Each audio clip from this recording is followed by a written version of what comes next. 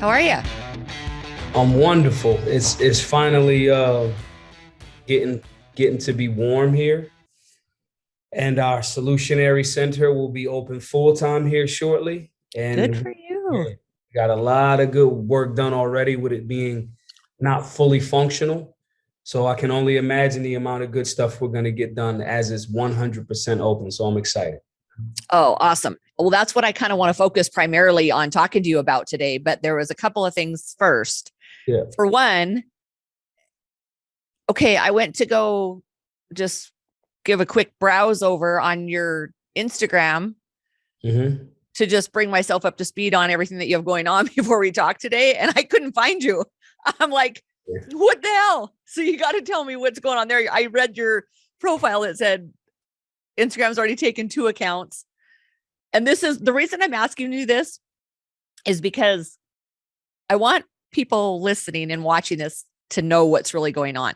Because unless part of what they do is an online presence, then they really don't have an appreciation for how much censorship is going on and how many people's literally like livelihoods are just being knocked off the face of the earth because they're being taken off of social media. Yeah, so they took 2 of my pages. They took my main page, which was just my name, Maj Toure.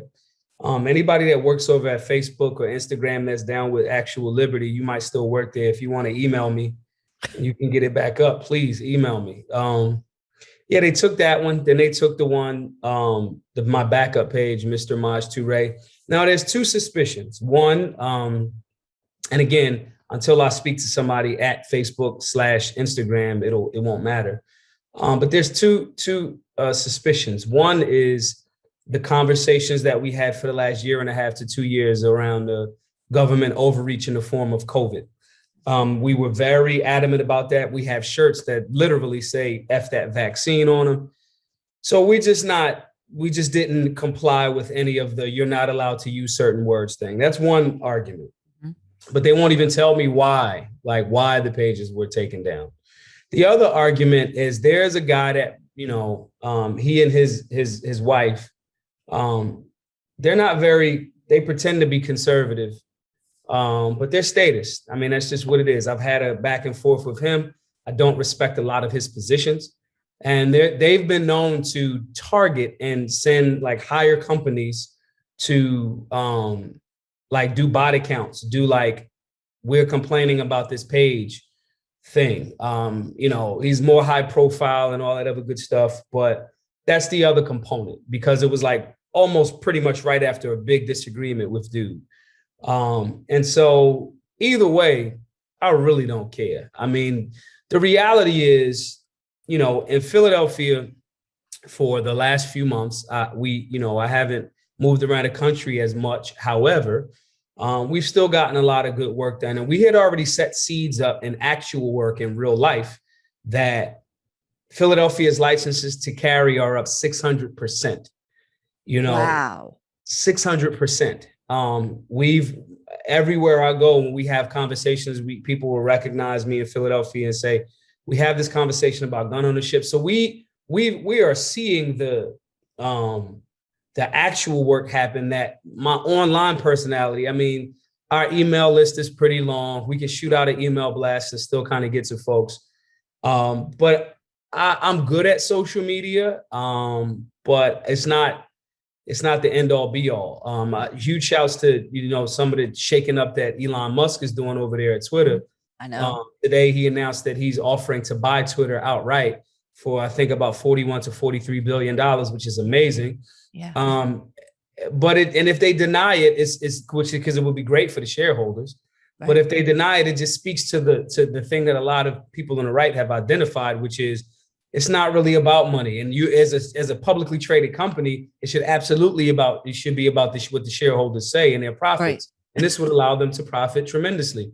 But the reality is it's more about censorship and things like that. So, we're on Gab, we're on Rumble, I'm on Getter, I'm on every platform, Discord, I'm on all of those other platforms because the reality is all of these platforms have a form of censorship whether they want to admit it or not, and it's cool when in the beginning of a new phase of a thing where there's much less censorship and there's organic growth. And listen, if you're saying the vilest things in the universe that I completely disagree with, I'm going to respect your right to say it on a platform.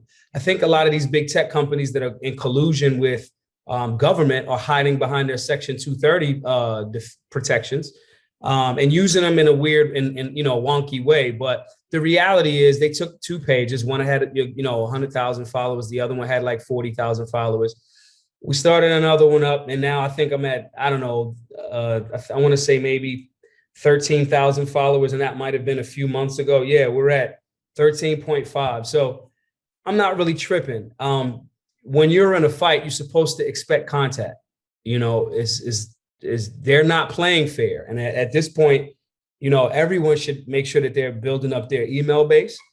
They should have, start working on their own personal servers. Because these things are not super difficult to do. Right. And social media is great, and it's impactful when you're not being shadow banned or censored. And it's even impactful when you communicate, when people can see that you're being shadow banned and censored. When you say that, and people, get behind it and they still keep the ball rolling. So having strong enemies is a blessing. And I think that it just makes you stronger. So I don't really trip about it.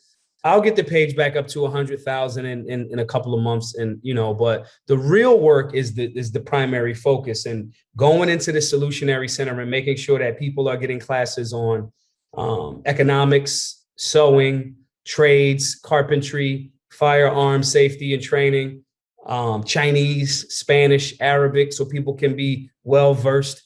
I think that's important. So taxes, credit, that's important. And that real work doesn't necessarily, that we want to make that model scalable at the center, and you got to pull up to actually do that. So, I'm going to have you kind of just start at ground zero with us and let us know exactly what you're building over there. But before I let you do that, I want to just tell you that kudos to you, because it's really easy for people to get stuck on what's happening in the online world. Yeah. Right. But you're doing like what I'm doing. I've removed myself from most social media. I have my Substack. I'm a writer. And so for me, Substack is where it's at. And people just disseminate that information as they choose. Right. And then I have a private locals group as well. But beyond that, I run a food company, and our food company, we've done something that's completely unprecedented. So it's called QUOTABLES. We're a prepared meal delivery company going nationwide. Our kitchen's in Las Vegas right now. That's where we started in the middle of the pandemic. So it's just been slower startup than we had hoped for, but we're making huge headway. But anyway, my mission when I started this was to just reshape the way people think about what eating really means, like to get back to eating real food, that eating real food isn't being on a diet. That actually should be the standard, is eating real food. Right. But anyway, when I launched this company, I said that our mission is going to be able to do like the Bomba sock company or the Tom shoes, that we were going to use that model, but we were going to do it in food, and we were going to donate an actual meal. We weren't going to give cup of noodles or, or food that we don't necessarily promote. We were going to actually give a real prepared meal, one meal to food deprived people for every single meal that we sell. And everyone in the entrepreneurial world was like, Evie, you're never going to be able to make that happen. It's fucking expensive. Right. Like, do you know what food costs are? Well, guess what? Like just last week, we delivered 350 meals to the Just One Project, which is an organization in Las Vegas that feeds about 750,000 food deprived families each year. Yeah. So we're doing it. But that has been what has kept me and my whole entire team completely focused, is that the chaos and the lies and the complete fantasy world that is happening right now, we're not going to play that. We're just burying our heads. And when all these other people are fighting about, you name it, we're just actually building something real. Right. And food that actually really is feeding people. Right. And I think that, and I think that is an answer to somewhat shutting down the chaos that we're all experiencing, is people like you, people like myself, who are actually getting out in communities and actually building real things, not just selling it online or talking about it online. Yeah. Everyone's talking about like the metaverse. And again, I'm not knocking anybody's thing for whatever they choose to do. But it's like, while we're playing around in the metaverse, Bill Gates is now the largest farmland owner in America. I'm like, you can't even manage your real life. What do you want? Like, right. What do you need a meta life for? It's like the episode. How about the real one? Right. It's like the episode of The Office where Dwight needed to be like it was this like video game where it was like you make up a second life. And it's like, bruh, like we got real issues. And so again, it's not a knock. I watch television. I love movies. So that's my little escape. But it's like, yo, bro, we gotta really do things that actually, and if you want to call it and say, hey, I'm selling ad space in the digital realm, okay, cool, do your thing. But use the resources that you generate to use things that make you further independent of as many systems as possible. Right. You know what I mean? And so, I mean, again, I'm not I was raised in a city most of my life, so I'm not knocking city life, but the last year and a half to 2 years has shown people that, government will attempt to try to disrupt. And as we said 2 years ago, this is unnecessary. They will attempt to disrupt your livelihood for their own nefarious purposes. And the way to push back against that as much as possible is to be as less dependent on those systems as possible. So utilize do your digital thing. Everybody's talking about crypto and Bitcoin, or maybe not even Bitcoin, but like, use those resources to get things that can actually, I mean, it really is going to get down to food, clothing, and shelter. It doesn't matter what world you're in, the meta world, but it's going to come down to that. So, and just doing that actual work where people can come learn a skill. One of my good buddies, Akil, gave me an idea yesterday. He's like, Maj, y'all make the shirts, or why don't you have young people come in and learn, how to create their own shirts as a particular trade or skill, even if they only make a few $100 a month extra off of it, having that young person to know that they have a skill set. We like to teach people things that they can put their hands on. And the response for people emailing and volunteering their time saying, yo, I'll come up, I'll do a class on X, a class on Y, a class on whatever. That's been very beautiful. And I think that's the type of communal collective that everyone can get behind, the type of voluntarism, individuals choosing to lend their energy to people that may want to receive that information. So that's kind of like where we at. And that's going to be, the long and short of the Solutionary Center. So then I need to ask you a personal question. And when we left off our conversation last time, I was anxious to get back to this about what's your story? Mm-hmm. You can share as little or as much as you want, but your story in what's driving you to do this, because obviously there's some serious passion and behind what you're on a mission to do, and it has to come something from somewhere inside you. Yeah, it's just karmically, I want to say it's Sanskrit. They call it your samskars, SAMSKARS. Mm-hmm. It's translated in the concept of like karma. I just want mine to be clean. I pride myself currently on being a good dude. I have issues with anger. I have issues with violence. I have issues with my past. You know what I'm saying? And I'm saying that in the sense, not like the internet stuff that people speculate about. I mean, the things that I've been very open about. Mm-hmm. You know what I mean? And I think that it's honorable to be of service. I think it's honorable to be firm in that service and actually attempt to be an ideal. Ideals are like bigger than us. You know what I mean? They translate beyond our physical time in the shell. And so like some of I'm a movie buff. So some of the great concepts, like, movies like Inception, he talks about that, an ideal is the most resilient thing, and Batman, Christian Bale, who I think has been the best Batman ever. I agree. I second that. When he talked about, just the concept of when he was training, like, you got to become an ideal. You have to become more than just a man. You become something that, legacy building type thing. And so for me, I'm driven by that at this point. And I just want my karma to be clean, man. I just want to live in peace. I want to be able to generate enough resources that I can help people, and that helping people helps me achieve a certain level of peace. I want the resources because I am a free enterprise person. I want the resources, because there's no rule that says you can't help people and get rich and wealthy at the same time. I want the resources to be able to create options for myself and my family.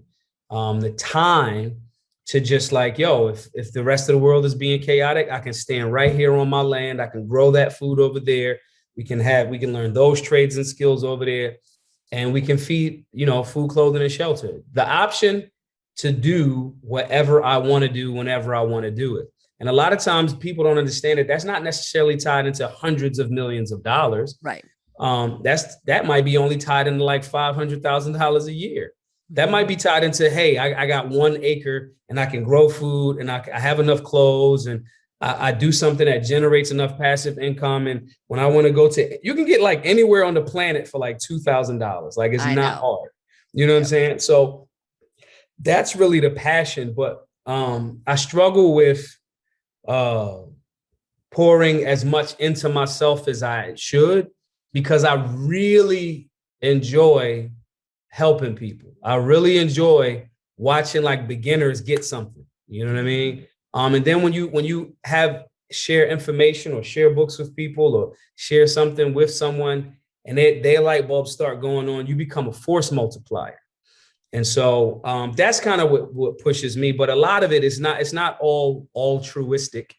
It's the want and the desire to make sure that my karma is clean, because in studying different philosophies, all of them seem to have like, yo, when you out of here, there's going to be some sort of judgment. And whatever people's belief system is, I just want my scales to be right. I want my scales to be leaned in towards justice and righteousness, more so than things that I may have done in my past. So all of that is all encompassing. And for somebody like me, I'm a sheepdog. It's like, yo, man, y'all, so many people are concerned about like wolves that they forget that like shepherds sometimes lead sheep to the slaughter.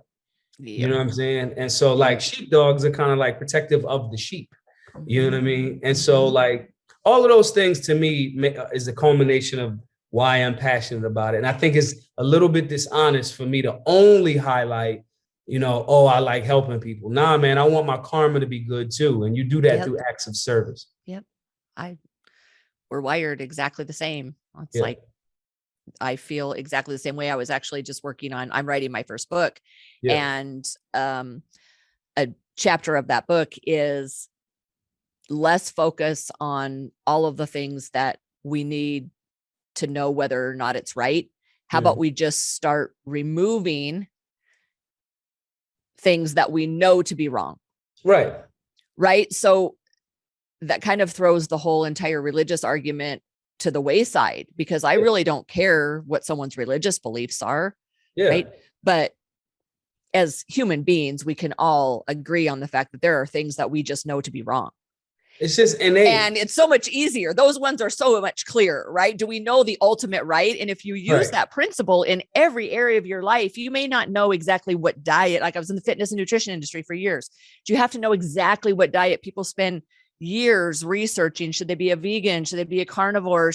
Whatever, right? Should they eat carbs in the morning or at night? But how about you just don't do the shit you know is wrong? Right. Start like there. Don't eat McDonald's. And then you can start worrying about some other things. Right. Maybe this ton of white sugar is bad for me. So maybe I just won't eat as much of that. Like that little thing. I went on a 30-day no caffeine, no coffee thing last month. Mm-hmm. And how'd it go? It was in the first 3 days to a week. It was very difficult. Caffeine is a drug. There's that experience showed me there is no doubt about it that caffeine is a drug. Did you get headaches? I got slight headaches, but the first few days I was extremely sluggish. It was almost like my body was saying, so I've drank 2 or 3 cups of coffee per day for maybe the last 10 years. Mm-hmm. And it was almost like my body said, wait, we got to like make our own energy. Like, what are we doing here? Oh. So I was extremely tired. I was lethargic, and the cravings were like almost obsessive. It was real dope fiend shit. It was really like, you're on drugs, bro. And so, and then even other things like then you add the cream, then you add the sugar. which is a whole nother concoction. And so saying this to say, that experience and experiment, after 2 or 3 weeks, I was kind of like, yeah. And then I had a cup of coffee because I was like, okay, let's see what happens now. And I just was like, yeah, nah, bro. And I have not had the same desire. And now don't get me wrong. I love a cup of coffee. Oh, yeah. But now it becomes, I'm not going to drink coffee with cream and sugar, or I'm going to limit myself to maybe Sunday morning. I'll have a cup of Turkish coffee with a little bit of almond milk. And it's nice outside, and I'll have that 1 cup if I've gotten all of the things done, goals accomplished for the week. You're just turning them vices into virtues. And I think that like those experiences do start to make you recognize, one, that I'm absolutely addicted to a thing, but also it shows you like, okay, these things are bad. I'm going to cut these out. The sugar in the coffee, that's done. Like I'm literally on a, man, maybe I should go 30 days without white sugar next, So like, but these things, to your point, all of these things, whatever it's your diet, whether it's your spirituality, your righteousness, all of these things are based on lived experience, trial and error, but a genuine, I want to get better and be better for others. Yeah. Like that transcends all of my friends. I have Muslim friends, I have Hindu friends, I have Christian friends. That one universal truth translates all of them. And we could argue about like, well, what happens when you're dead, and how do you know you're worshiping the right one? And how I've come to terms with that is, because if this concept that we call God knows our heart and knows that I am genuinely trying to find the most righteous way of living to get, and I'm learning all of this stuff to get, in the Bible, it says a closer walk with thee. That entity that we call God knows our heart and our spirit. So it knows that I'm actually just trying to commune and be respectful with different people that have different value systems while walking this journey. If God knows all, God knows your heart. So if you're actually trying to be a better person, a better servant, actually Christ-like, if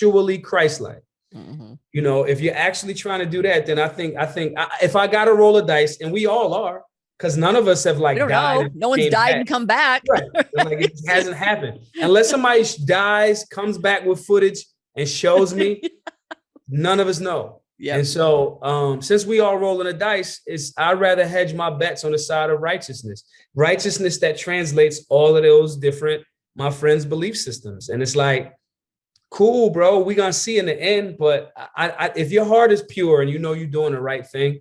And again, for me, that becomes more of a focus because I got a lot of shit wrong with me, And so it's like, nah, man, I got to really, really tap in and then just be that example. Jordan Peterson, who I'm a big fan. I was learning from Jordan Peterson way before anybody even knew who Jordan Peterson was, when he was still just a professor at the University of Toronto. Like I've been doing like his biblical series, and I read his Maps of Meaning, 8 years ago, and it took me like 3 years to get through it. But he says it so succinctly, and I remind myself of this every day, is that, do I believe in God? Well, I'm going to act as if I do. Because I don't know. Right. I don't have that answer. And anyone that says that they actually do is somewhat arrogant, that you don't know. You are claiming knowledge that you actually don't have. But I'm going to act like there is, because I'd much rather err on that side. Right. And it's like the rules are pretty much like, yo, be cool. Don't be a jerk. Like, I say it all the time. I'm like, don't be a fucking asshole. That's right? It. It's not very complicated. It's not that hard. Like, yo, can I? And when you are, apologize. Can I serve a little bit? Can I be grateful for the things that I do have? Can I aspire to do more? Like, still in the next level of aspiration, let me still remain humble. Be confident. Don't be like beating yourself down. You're like the earth's like highest creation. Like, these things are easy concepts. The application of them might be a little bit more disciplined, but it's like, yo, bro, like, I don't even see how I do see how they could argue against it, But it's like, yo, if you arguing against that, I almost feel like I can't even really hear you, because it's like you definitely have a different agenda. If I'm saying, yo, I'm just going to be a cool dude and be nice to people and serve and get wealthy and serve some more and get wealthier and serve some more and give some more away and keep being cool and being reserved with my positions and humble, like arguing against that because I'm not just in lockstep with your particular view system while I'm respecting yours, you're not really operating in good faith. And again, that's another gamble. If I got to roll the dice, I'd bet that you're not operating in good faith. So it's cool if you don't really want to kick it with me anyway. But these are all things that the Solutionary Center and Black Guns Matter and these concepts are embedded. You know, like our classes are free for everybody. So before you go into that, can you tell us like exactly like how this started, where it's at, the whole, you know, lay the groundwork for, or how it all got started? BGM started in 2016. We were floating around the country, just training people on basic firearm safety and conflict resolution. Okay. We were at first year and some change, we just did it in Philly. Then people were like, yo, you should do these classes everywhere. We started raising a GoFundMe. We started doing that and we just kept going. Since then, we're off GoFundMe because they did some crazy thing with the trucker convoys. Yeah, I know. $9 million. So we got off of GoFundMe. But in between, we've done hundreds upon hundreds of classes in the last 4 or 5 years. But in doing so, in 2016 into 2017, we did all of our classes in Philly. During that time, Philly had the lowest violent crime it had since 1979. Wow. All we did was basic classes and conflict resolution. Then we started traveling with the classes for 2 or 3 years. You fly, drive, go do classes in different places. Licenses to carry went up, and that was already on an upward trend, but we kind of like focused on the Black community to make that. And were you doing these in metropolitan areas, inner city areas? Okay. Yep. Every year we would pick the places that had the top 4 numbers in homicides. So in January, the first quarter, those are the places that we concentrated on. And so in doing that, we saw spikes in sales, especially in the Black community. Now, I want to be clear. We picked the Black community because that's what gun control is racist. It was literally designed to stop Black people from having the means to defend themselves. So we went to most urban areas are generally populated by a lot of Black and brown people. So that's why we went there. I clarify that because some people try to repackage it as if like if you show up at the class, we're going to like stop you from coming in. And that's not the case. So with that being the case, we did this and people would just say, keep going. And we kept raising the GoFundMe number based on what people said. And as we were doing this, again, licenses to carry, gun ownership in Black America increased like tenfold in three years. And I think we, at that time, was like $300,000 we raised and gave away. Saying that to say, during that same time that this is happening, Philadelphia's violent crime rate increased. So when we were here, it was the lowest that it ever was. Wow. We start leaving, everywhere else it gets better. And then Philadelphia has last year 562 homicides. Fuck. So we said, okay, we know this answer. Let's focus on Philadelphia. Let's make a center, make that center the focus, do all of the other things that encompass not just firearms, but the things that are going to improve the people that need this information, improve their life and their standard. The firearm is just the means to defend the equity that you've built your life, up in your life. So in doing so, we now open the Solutionary Center, which will have financial classes, urban farming, language, civics, obviously basic firearms, conflict resolution, self-defense, like hand-to-hand, combatives. These are all going to be things that are in this space, but this is an offshoot of us, one, seeing the importance of being armed and informing people and seeing how that has benefited the communities that we touched, as well as, okay, that's one aspect of it. But if we're building community, the community needs to have the tools to build community that, quite honestly, the government and public schools are not teaching our young people. They're not. So we created this space. We have, our goal was $1 million, again, which raised over time. We had gotten to $500,000 over, let's say, 3.5 to 4 years.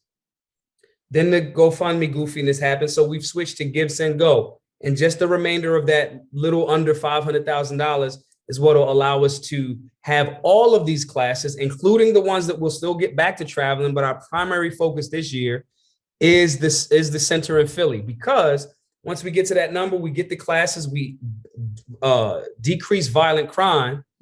Now we have a scalable model. No one can deny we were here, violent crime was low. We left, it got higher. We came back, it got lower, and we encompassed all of these other things. Showing that value, now I can really reach out to some of my really wealthy friends and be like, listen, bro, give me $1 million. I'm going to create the same one in Detroit. I'm going to create the same one in Chicago. I'm going to create the same one in New Orleans. I'm going to create the same one in St. Louis. But our individual people voluntarily adding to the collective to benefit those that may not have the means to learn these things, because school is expensive.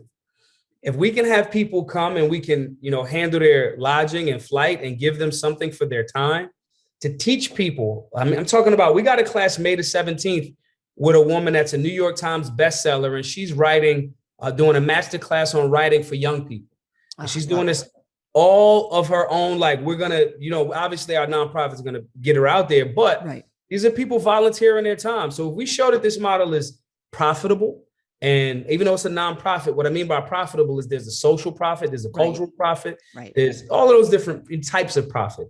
But at the same time, now we can say, okay, cool, we'll have the nonprofit and we'll get a center that we can own outright in Chicago, and we can have a retail portion of it that can generate money and generate jobs as well. That is and the things that I'm getting from you too, if I can interject there, the things I'm getting from you are actually real world skills. Right. I mean, because a lot of what kids are learning in school right now isn't transferable. It doesn't carry forward into anything they're doing. Like, I mean, our daughter, my husband's a physician. You would kind of consider us this very status quo family. Like, I'm an entrepreneur and a writer, so I'm a little off the beaten path, but we've followed kind of the track of what you're told you're supposed to do. And we've now realized how fragile that has made us. My husband, out of 21 years of being in practice, nearly lost his position in his medical group this year because he wouldn't get vaccinated.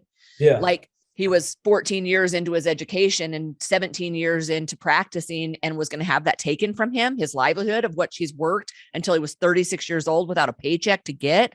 So we realized that what we did, it may work for some people, but we also don't think that that is the ultimate answer for most people out there. Like, our daughter, she's musically gifted. She's adopted. She's Chinese. She really is like this musical genius. She's not going to college. We're not spending $250,000 a year and burdening her with debt of which we can't cover. And then for what? Just to say she's supposed to go to college? People think we're crazy, but we're like, we don't care. You just watch. She's going to go find some beautiful, fantastically talented musician to learn from. And develop real skills on how to become a musician, not learn it in a classroom. So what you guys are teaching, I'm excited about this, because this is the shit we need more of. And to show, and going back to Black Guns Matter, because that translates into the center, right? We did a lot of this work with a little under $300,000. So, with a stated purpose beforehand, we are going to make this demographic that's been targeted under legislation that has been disrespectful to their Second Amendment rights, their human rights. We're going to change that. We did that in under 3 years with under $300,000. Wow. And this is not a beaten path thing. This shows individuals can choose to voluntarily add to the collective while respecting individual rights. And so that's something that maybe in days of olden where people respected individual rights, but certain outlets have tried to skewer that. And so for us, showing that, this is possible, you know what I'm saying? And now, don't get me wrong, we didn't financially benefit from this in that sense. The gun industry did, because we made a lot of people buy guns. Lawful gun owners are up. Now it starts to become like, okay, listen, guys, what can you guys do now that we've shown this value? Hey, we would love, and I'll put this out in the universe. We need because we have $500,000 left to raise, to buy the building outright. We hit our goal. Our goal was $1 million, right? We need 5 companies that that $100,000 is not going to bother you to donate it to our nonprofit so you can see the work. We've already shown and proven the work.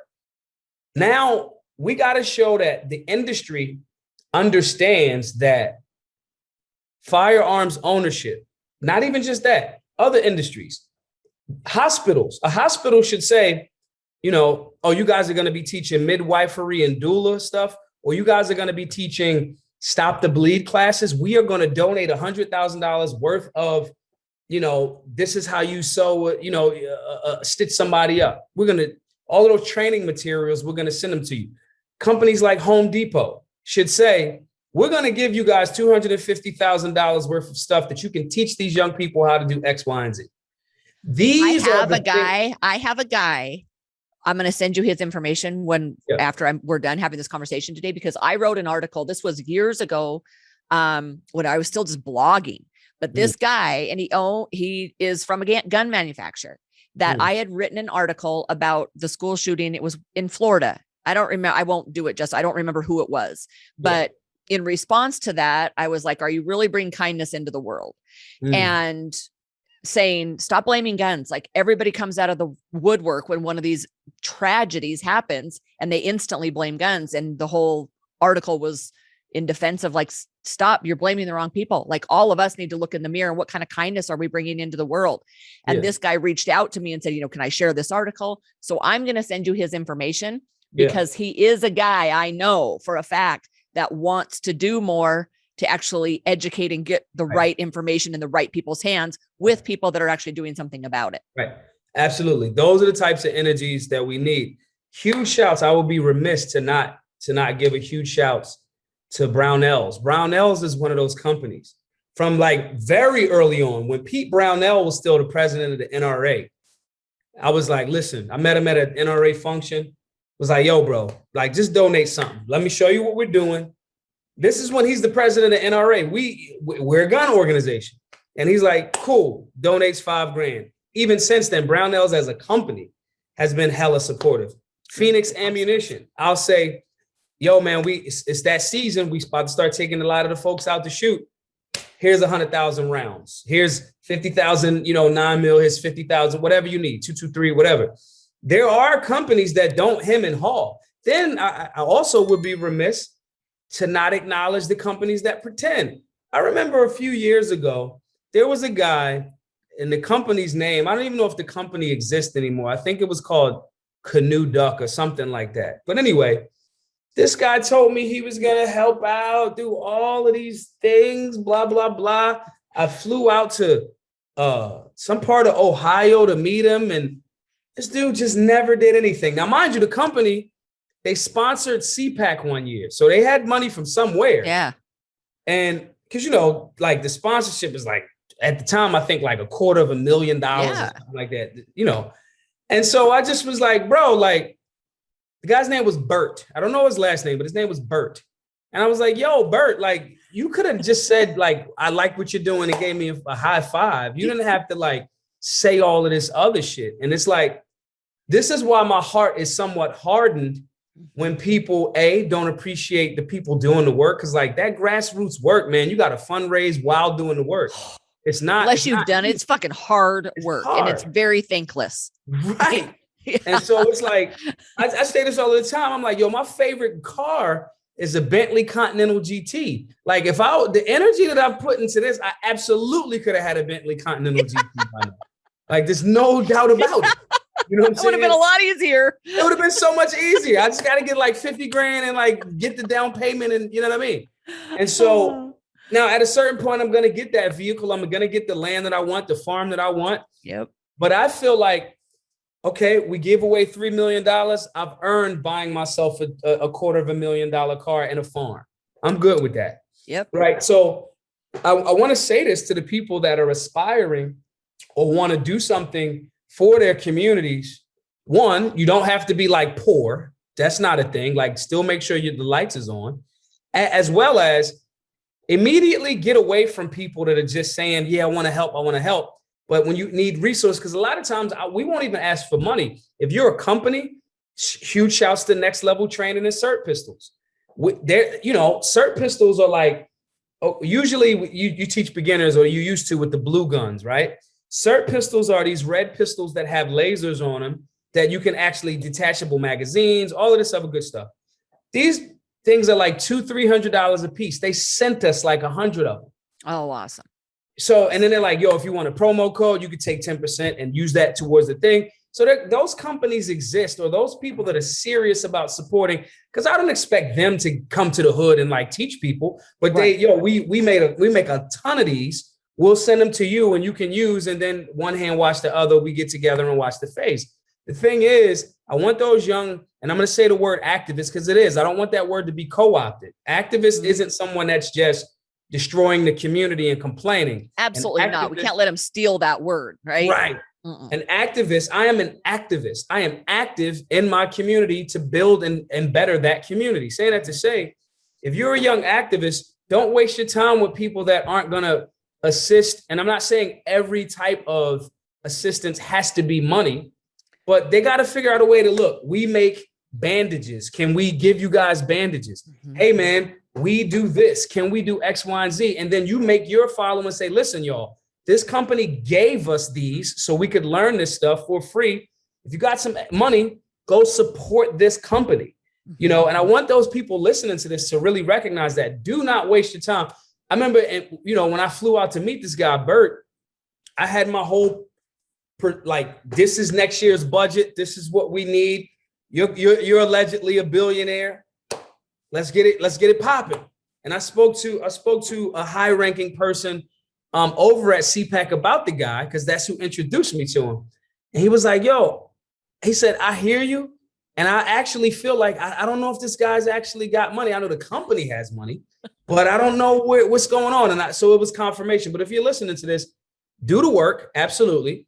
Try to create strategic alliances and partnerships with people that respect the work and you respect their work. But don't waste your time thinking oh, well, when Pete Brownell, I talked to him, a few days later, they gave $5,000. This is years ago. He just sent $5,000 to our work. When Marty Daniel from Daniel Defense, I had one meeting with him. I was in Georgia. I shot over to the new Daniel Defense spot, told him, sent $5,000. Now, I'm not saying you have to have a small number like 5,000, or to you, some people that may be big. But whatever it is, there are going to be people that are going to see your vision and they're going to assist in some way. You do the right thing with that 5,000, then that turns into 50. And so just make sure that your time, which is your most valuable resource, isn't being wasted. We, amazingly enough, when we were opening Copow and trying to figure out who we were going to partner with, because we needed it to be some food organization, right? We can't start our own organization as a startup company. That's not going to work. And our biggest hurdle was finding a food bank or a food organization that was willing to take fresh food. Yeah. That blew people's mind. They're like, they've got all this fresh food, but nobody wants to take it for us. And they didn't. Right. There was so much bureaucracy and a lot of people making good salaries inside of these nonprofits, right? Which is a whole nother discussion in and of itself. But finally, we just kept on at it. And I got to give kudos to my chef Janine, who's in Las Vegas. She finally located this Just One project that was started by a woman just out of her trunk of her car, where she was willing. She said, you know what, we don't have the capacity to distribute and keep fresh food fresh right now, but we will. And by the time you're open, we will partner. And they distribute all of our food for us. But you do have to find the right people out there. And this woman had the right heart. She had the right, I'm not going to take no for an answer, same as me. And our packaging company, who is 0.5 packaging, Greg Levy, their president, I got a hold of him and wrote him a letter and said, look, dude, we're trying to make this happen. And we're going to get to feed a person for every time someone else eats. That's fucking huge. Right. I'm like, we can do that, but you've got to cut me a deal on the trays and on the ceiling packaging, of which he did. Yeah. So you do have to just beat the streets, and the right people that are aligned with you and don't want to just say they want to do good things, but actually will do the work and make it happen. They're out there. It just takes some work to find them. 100%. Yep. Oh. Well, this was a great conversation. I feel the same. I feel absolutely. like we always have really good conversations. We do. I know. And like selfishly, I just keep on like inviting people back on the show that I just want to have a conversation with. But people right now, we need more people in the world like you, really, that are willing to not just sit out here and be stuck online and look at the world as this doomsday situation and every problem is too big, and removing the personal responsibility that each of us have, and then going out and teaching other personal responsibility to individuals, which is what you're doing, right? In teaching these people how to use weapons, right? It's like how to protect themselves, how to protect their rights, how to protect their families. That all comes down to personal responsibility, and you're teaching it beautifully. To have that and then let it expand into, so many other areas. Again, when we talk about building the equity of a life, right? And then giving someone the tools to defend that life, you also give that person to go, yeah, man, I'm going to avoid anything silly out here because I've built something for myself. This firearm is an absolute last extreme, worst case scenario to defend life. If it ain't that serious, and I'm not even putting myself in scenarios where that is a dominant theme. And so having that hand in hand situation has been very, very good. And again, I'm just super excited. Hopefully somebody watching, some of you rich guys and gals, you know what I'm saying? If I need 5, I don't care if there's 5 investors that say, look, I need a ROI. Cool. We can get it done. But I really want to make sure that we hammer this $500,000, knock it out the park, buy the building outright. Then it cements, we have no debt. This can be here forever. You know what I mean? And if we get this done, then show value within a year or so, then say, hey guys, we don't even need you guys to necessarily give us money. We found another location, a warehouse, get the financing for it. Let us get on the debt and let us generate resources to knock that off. These are the things that, again, we're going to speed this process up. We are going to create generational wealth. We are going to have a legacy for people to tap into their own legacy. And we are going to live a very constitutionally respective and fiscally responsible and loving, kind, to use your phrase, life. These things are possible. We just got to be, willing to, like you said, partner with folks that's willing to partner with us to do that. So, and I'll get in touch with you after we're not recording and stuff, because I have a wealth of resources of individuals that are they're just good people. There's no other way to describe them. Like those are the only kind of people I have any kind of time for in my life. Like I'm almost 50 years old. Like I've done all the bullshit. I have zero interest in someone that actually doesn't want to do something better for themselves in the world. And I have a ton of those names to give you and to connect you with. And I definitely will do that because it is something I can help. And the reason that I believe in you and what you're doing so much too, is because you actually are tackling a problem that you know. Yeah. Right now, we've got too many people in too many areas, like basing their solutions on these hypotheticals in scenarios, in neighborhoods, in situations in life that they actually have no deep personal knowledge in. Right. And the fact that you have knowledge in this is in your community, that's gold. We need more of it. Thank you so much. I appreciate you. Awesome. Well, it was great to see you. Same here. We got to do it again. You got it. We will. Thanks so much. We'll talk soon. Bye-bye.